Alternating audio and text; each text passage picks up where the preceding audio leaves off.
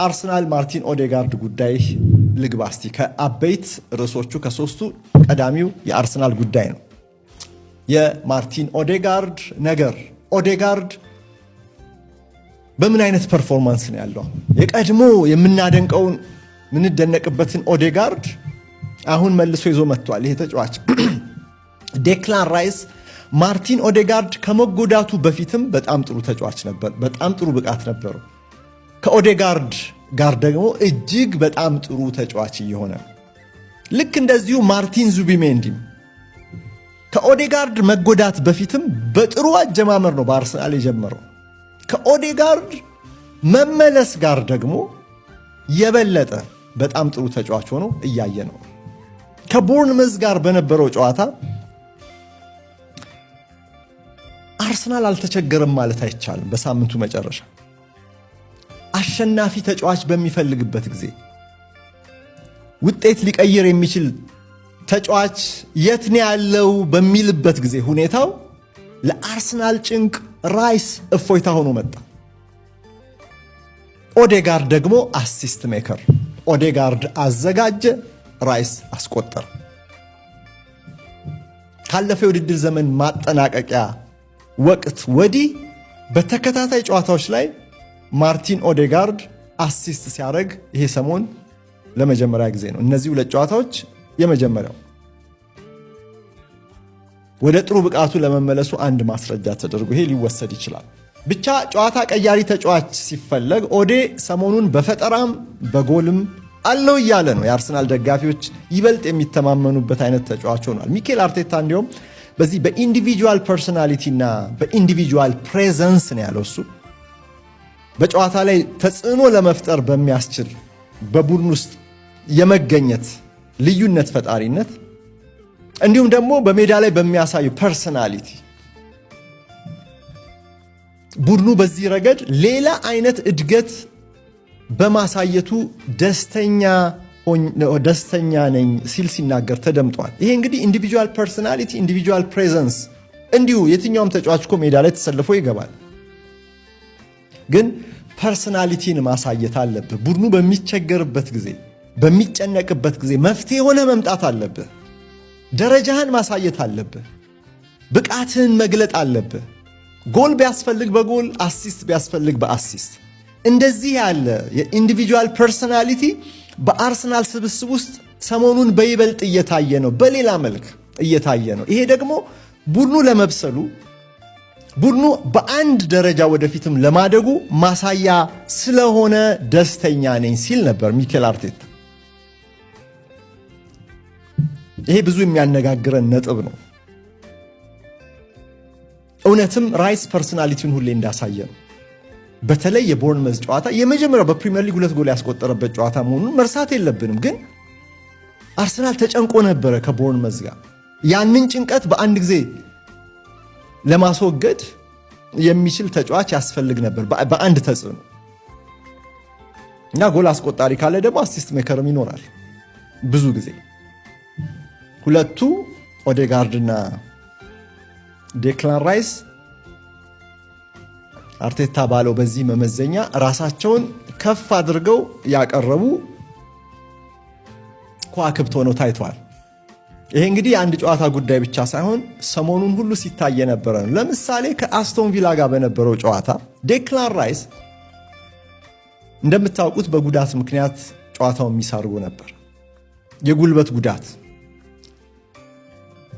ነገር ግን በዛ ጨዋታ ላይ ለመሰለፍ ራሱ የመጨረሻ ጥረት እንዳደረገ ሚኬል አርቴታ ሲናገር ነበር።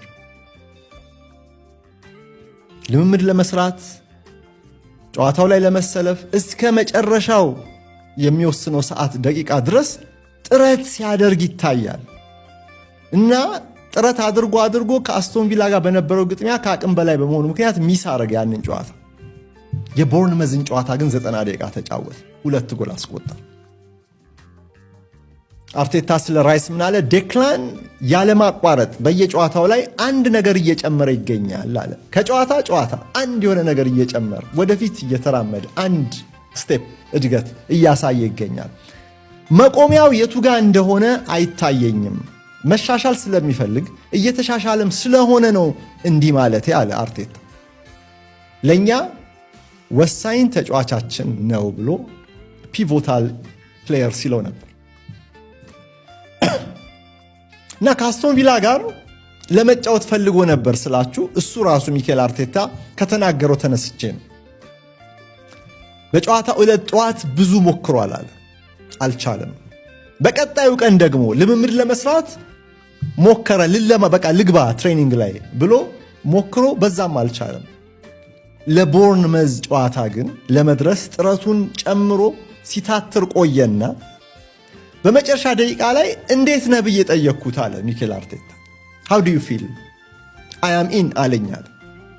በቃ ዝግጁ ነኝ አለኝ አለ። አርቴታም ያው እንግዲህ ከሕክምና ክፍሉ ጋር በመነጋገር እንደሆነ ጥያቄ የለውም፣ ከፊትነስ ዲፓርትመንቱም ጭምር። ግን እዚህ ጋር እንደ ቼልሲ አይደለም። አርሰናል አሰልጣኙ እንዲወስን ይደረጋል። አሰልጣኙ የራሱን ኮመን ሴንስ ተጠቅሞ የሕክምና ባለሙያ ባይሆንም ግን ከሕክምናው ክፍል ጋር ተማክሮ የሚወስነው ነው እና የሚመስለው ሜዲካል ስታፉ ተጫዋቹ ጥሩ ስሜት ከተሰማው ሊጫወት ይችላል ህመም ካልተሰማው የሚል አረንጓዴ መብራት ለሚኬል አርቴታ አብርተውለት የነበረ ነው የሚመስለው። ተጫዋቹ ፈቃደኝነቱን ዝግጁነቱን ሲገልጽ አስገባው። 90 ደቂቃ ሲጋልብ 2 ጎል ሲያስቆጥር አርሰናል ጨዋታውን አሸንፎ እንዲወጣም ሲታትር ነው ያመሸው እና ማነው ዴክላን ራይስ ከማርቲን ኦዴጋርድ ጋር በአንድ ሜዳ ላይ መገኘቱ ከበጣም ጥሩ ወደ እጅግ በጣም ጥሩ የተሸጋገረ ይመስላል። የሰሞኑን ፐርፎርማንስን ይሄንን የቦርንመዝን ጨዋታ ካያችሁ ኦዴጋርድ ተለይቶ ተመልሷል። ለየት ያለ ተጫዋች ሆኖ ጎልም አሲስትም እየመጣለት ነው። እንግዲህ ከብራይተን ጋር በነበረው ጨዋታ ላይ 2-1 ሲያሸንፉ ጎል አስቆጠረ። ከአስቶን ቪላ ጋር አሲስት፣ ከቦርንመዝ ጋር አሲስት። በ3 ተከታታይ ጨዋታዎች ላይ በጂኤ ወይ በጎልና በአሲስት ወይም በጎል ተሳትፎ ኦዴጋርድ አርሰናልን በይበልጥ ብቃት የሚረዳበት ሰዓት ላይ ይገኛል። አሁን አርሰናል ደግሞ የበለጠ በሚፈልግበት ሰዓት ላይ የደረሰለት። ምክንያቱም የኤቤሬቺ ኤዜ ነገር አስተማማኝ አይደለም። በአሰልጣኙ አሁን እየታመነበት አይደለም። የኤዜ የቶተናም ፐርፎርማንስ እንዳለ ሆኖ ግን ደግሞ በጨዋታዎች ላይ ብዙም ልዩነት መፍጠር ሳይችል ተቸግሮ በወረደ ፐርፎርማንስ ተቀይሮ የወጣባቸው ጨዋታዎች አሉ። ወይም በቋሚነት ተሰልፎ ደግሞ ተቀይሮ እንዲወጣ የተደረገባቸው ግጥሚያዎችም አሉ። የአስቶን ቪላ የመጀመሪያው ጨዋታ አስቶን ቪላ አርሰናልን ያሸነፈበት እንደ ምክንያት ይጠቀሳል። እንግዲህ ወደ ኤዜ ጉዳይ አልገባም፣ ግን በኤዜ ወቅታዊ ፐርፎርማንስ ምክንያት የማርቲን ኦዴጋርድ አሁን እንደዚህ ልዩነት ፈጣሪ ሆኖ የመምጣቱ ነገር መቼም ለሚኬል አርቴታ ትልቅ የምስራች ነው። ግን ለአርቴታ ብቻ አይደለም፣ ለዙቢሜንዲም ለራይስም ጥሩ ዜና ነው እያልኳችሁ። የማርቲን ዙቢሜንዲ